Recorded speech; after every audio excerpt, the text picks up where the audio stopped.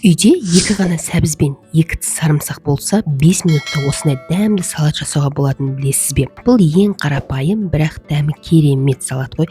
Ешқандай қымбат өнім керек емес. Маған бүгін тез, жеңіл әрі пайдалы нәрсе керек болды. Сондықтан тоңазытқышты ашып қарасам, тек 2 сәбіз бен 2 тіс сарымсақ қана тұр екен.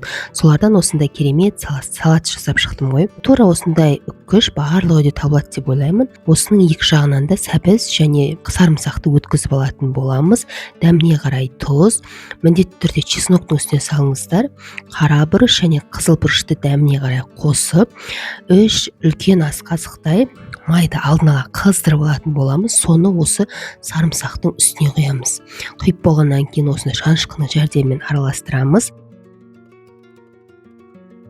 Қарай суығаннан кейін жақсылап қолымызбен мышып тұрып араластыратын боламыз.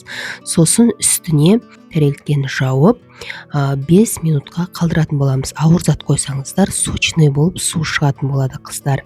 Қарапайым ғана 2 ингредиент, бірақ нәтиже керемет қой. Бұл салатты ет тағамдарының қасына картопқа, палау немесе макаронға қосып жеуге болады. Тағы бір жақсы жағы өте пайдалы салат. Сәбіз витаминдер көп, ал сарымсақ иммунитетті күшейтеді. Сондықтан бұл салат тек дәмді ғана емес, денсаулыққа да жақсы. Ең қызығы, осындай салатты жасауға небәрі 5-ақ минут жеткілікті. Рецепт ұнаса, каналыма тіркеліп, қоңырауша белгісін басып қоюды ұмытпаңыз.